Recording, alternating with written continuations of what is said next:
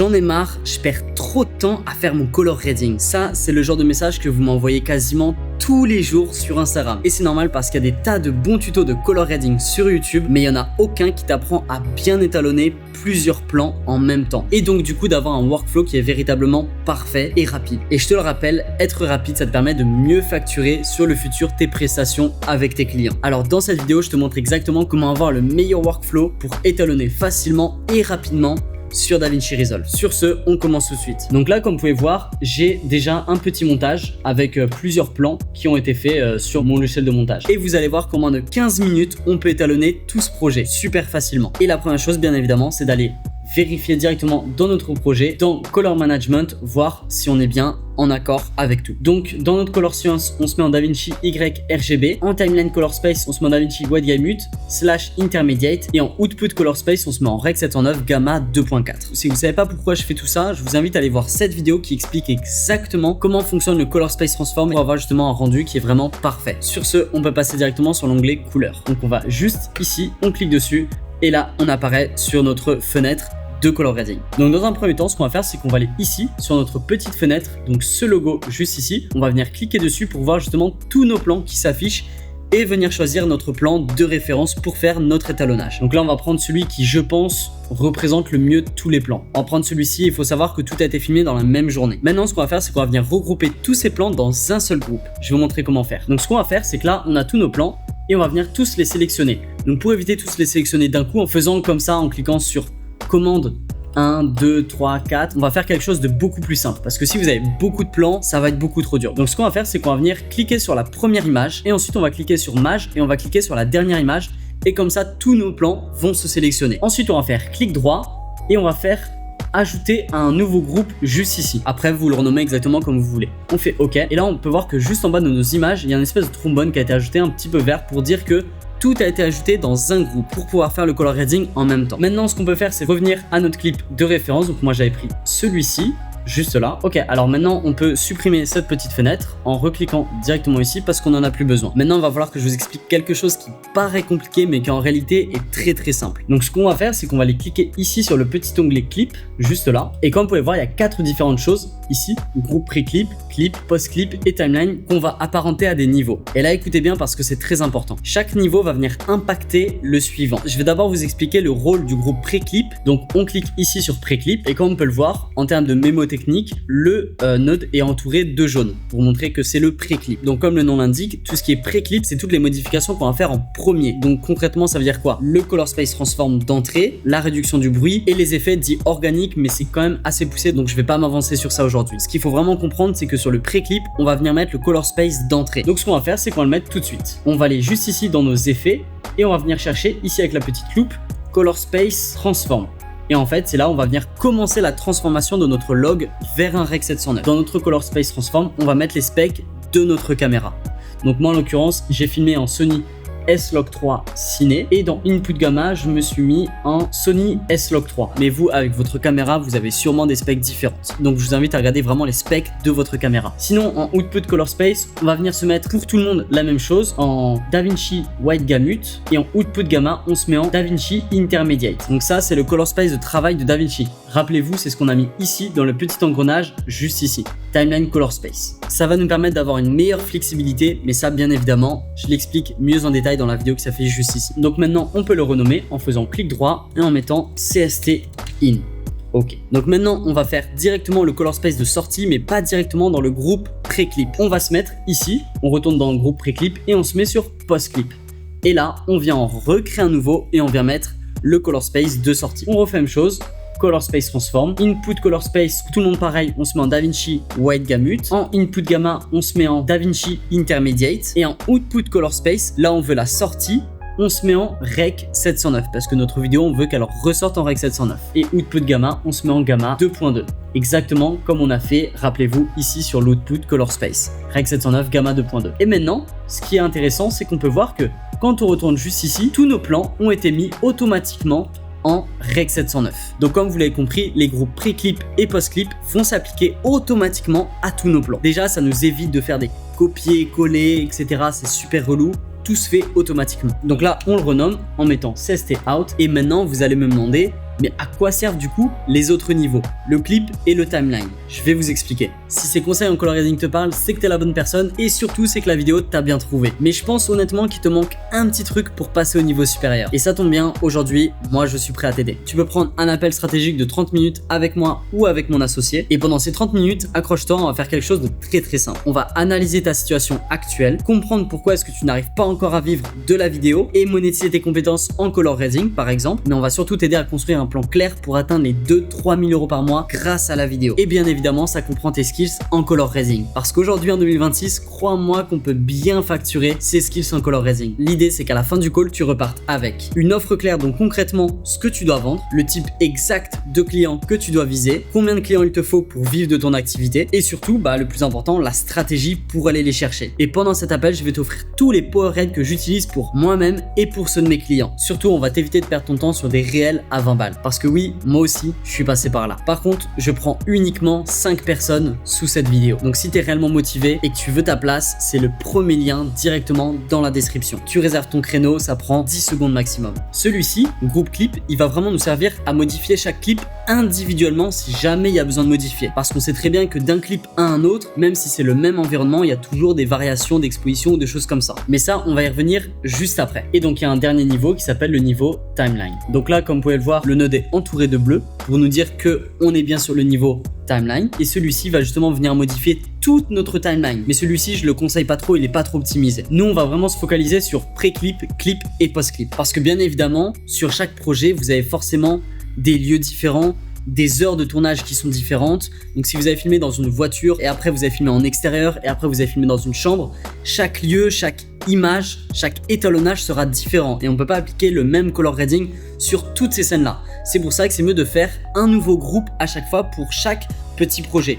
Moi en l'occurrence ici c'était la même heure au même endroit avec le soleil qui était pareil partout, donc ça va me créer un seul groupe. Mais si j'avais un autre endroit avec un lieu différent, j'aurais créé un autre groupe différent. Donc maintenant ce qu'on va faire, c'est qu'on va retourner dans notre groupe post-clip et on va faire notre étalonnage. Donc on va venir créer des nœuds maintenant avant le CST out. Directement on fait Shift S sur Mac et on va le faire 2-3 fois et là on peut commencer rapidement à faire notre étalonnage. Donc là dans cette vidéo bien évidemment on va pas se focaliser sur le fait de faire un étalonnage. Donc je vais faire quelque chose de simple, rapide et très efficace pour vous montrer comment est-ce que ça fonctionne. Mais le but de la vidéo c'est vraiment montrer le workflow et si vous êtes vraiment intéressé sur comment faire un beau color grading, j'ai des tas de vidéos sur mon YouTube. Sur ce, on peut commencer. Donc là, on peut le renommer, on va mettre l'exposition dans un premier temps. Notre exposition, je trouve qu'elle est plutôt bonne. On va juste diminuer très légèrement l'exposition des HDR, très légèrement. Ok. Ensuite, on peut venir ajouter la balance des blancs. Donc on va marquer WB. On va faire une balance des blancs qui est assez simple. Donc ce qu'on va faire, c'est qu'on fait clic droit sur le node. On va se mettre en gamma, puis linéaire. Donc là, ce qu'on va faire, c'est qu'on va mettre le lumix à 0. Ok. Ensuite, je vais me mettre ici sur le vectoroscope pour voir un petit peu où est ma balance des blancs. Et là, comme j'ai pas de repère fixe directement sur ce qui est de vraiment blanc, je vais regarder directement mes skin tones.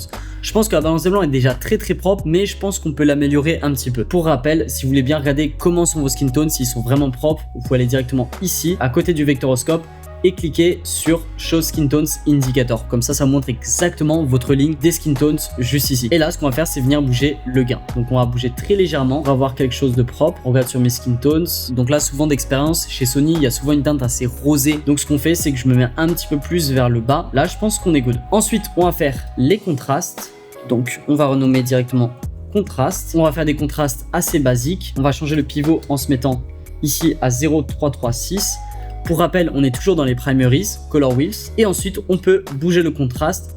Donc, on va en ajouter un tout petit peu. Et là, je pense qu'on est good. On fait avant-après. Voilà, on a donné un petit peu de matière à notre image. Ensuite, on va venir ajouter la saturation. Donc, on renomme, on met saturation. On va prendre une saturation qui est très simple. On va ici dans le color slice, la petite goutte d'eau.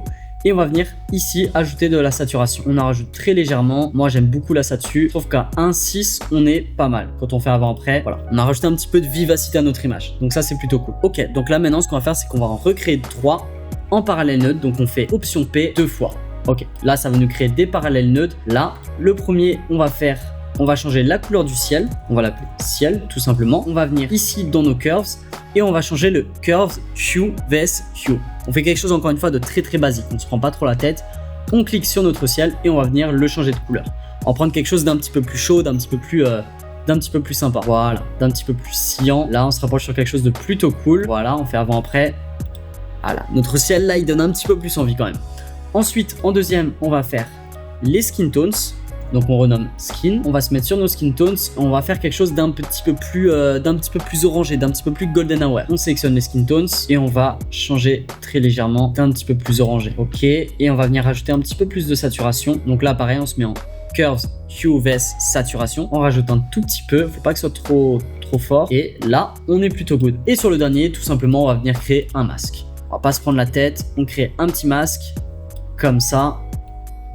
Là, on va créer un petit fondu comme ça. Ok. Donc là, pour rappel, masque, c'est juste ici.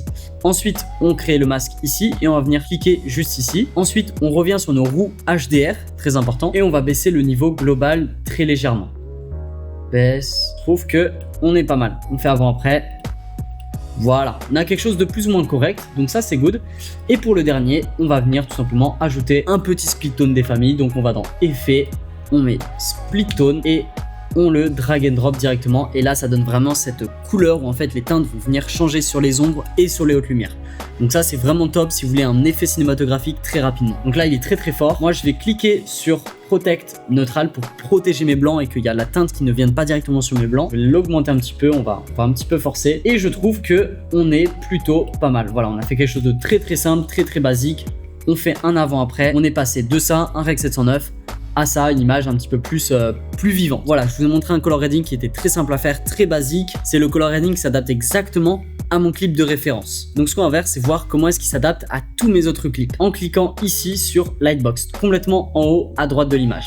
On clique dessus et on peut voir globalement comment est-ce qu'il s'est adapté sur tous mes autres clips. Donc là, un truc qui est très important, c'est qu'il faut penser à ce que toute notre image soit cohérente. Pas qu'elle soit vraiment toute parfaite, mais qu'on voit d'un plan en autre qu'il y a le même univers, qu'on sente que vraiment le color grading soit le même partout. Et là, c'est globalement ce qu'on peut ressentir avec toutes nos images. Donc là, ce qu'on va faire, c'est repasser clip par clip pour voir un petit peu toutes les modifications qu'il y a à faire. Mais le but, c'est de ne pas passer beaucoup de temps sur ça. Et je vais vous montrer comment faire. Donc on reclique ici sur Lightbox. Ce qu'on va faire, c'est qu'on va aller ici, on va recliquer ici pour revisionner nos clips. Et on va cliquer sur ceux où on sent qu'il y a besoin d'avoir un petit peu de modification. Donc là, en l'occurrence, celui où on voit qu'il y a le plus de modifications à avoir, c'est celui-ci. Donc là, ce qu'on va faire maintenant, c'est qu'on va aller directement ici sur groupe post clip et on va cliquer sur clip pour modifier individuellement le clip. Là, on va ajouter 2 nodes. Vraiment pas plus, pas besoin. Donc on va faire option S 2 fois. Le premier, ça va être expo contraste et le deuxième, ça va être la balance des blancs. Donc là, quelque chose de très important, c'est le clip qui doit s'adapter au color grading et pas l'inverse. Donc on va tout faire pour que le clip s'adapte au color grading. Sur ce clip, on va commencer tout simplement par le contraste. On va ici dans les primaries, on se met sur le pivot 0,336 et on va venir augmenter le contraste. Donc là, je vais devoir beaucoup augmenter le contraste parce que comme j'ai dit, j'ai justement un filtre Black Promise dessus. Et on va venir diminuer l'exposition. On va aller sur roue HDR et on va baisser le niveau global. Donc là, on le baisse un petit peu et on peut même peut-être diminuer un petit peu le contraste parce qu'il est un peu fort. Ok, donc là, si on fait avant-après, ça change vraiment pas mal. Et la deuxième chose, c'est modifier la balance des blancs. Là, je pense qu'on peut la modifier un petit peu, la balance des blancs. Donc, on va aller dans la roue HDR juste ici. Et on va modifier le niveau global. Donc là, on va modifier très légèrement. Ok, là, je trouve qu'on est pas mal. Maintenant, ce qu'on fait, c'est que si on rouvre le Lightbox, on peut voir que ce clip-là, c'est vraiment adapté à celui-ci et que c'est beaucoup plus cohérent. Donc maintenant, le but, c'est de faire ça sur les autres plans qui matchent pas forcément. Donc, en l'occurrence, celui-ci, celui d'à côté, on voit pareil que ça manque de contraste parce que j'avais mon filtre Black Promise. Donc là, on fait la même chose. Expo contraste. On va venir augmenter le contraste en se mettant à 336 et on va venir dans les HDR baisser le niveau global. Voilà. Et là, encore une fois, on se retrouve avec une image qui est encore plus cohérente. Pareil pour la white balance, on va dans les roues HDR global et on va venir bouger un petit peu tout ça. Même si là, je trouve qu'elle est vraiment plutôt pas mal. Ok, là, on est vraiment beaucoup mieux. Donc là, si on fait commande D, c'était avant, après. Et vous avez vu, on a mis 20 secondes à faire la modification. On retourne sur le Lightbox. Et on peut voir que le rush s'est parfaitement adapté. Donc là maintenant vous avez compris le but sur votre projet, vous avez fait votre color grading en entier et après le but ça va être d'aller peaufiner chaque plan un par un en changeant l'exposition, contraste pour les plans qui sont un petit peu différents. Et avec cette méthode vous allez aller beaucoup plus vite. Donc maintenant j'espère que vous avez compris l'utilité du groupe pré-clip du groupe clip et du groupe post-clip. C'était compliqué à dire. Donc maintenant, je vous mets le rendu que j'ai utilisé sur ma vidéo Instagram maintenant à l'écran. Pour rappel, je t'offre un appel stratégique de 30 minutes avec moi-même ou avec mon associé. En 30 minutes, on va analyser ta situation, construire une offre claire et te donner un plan précis pour atteindre 2-3 000 euros par mois avec la vidéo et le color grading. L'idée, c'est vraiment que tu repartes avec quelque chose de concret et que tu repartes avec quelque chose qui est adapté à toi. Pour cette vidéo, je sélectionne uniquement 5 personnes. Donc si t'es intéressé, c'est directement le premier lien en description. On recherche uniquement des gens motivés. Donc si tu penses que tu es fait pour ça, tu peux réserver dès maintenant ton appel. Donc si tu veux développer au maximum tes skills dans la vidéo et dans le color grading, à toi de jouer. Ciao!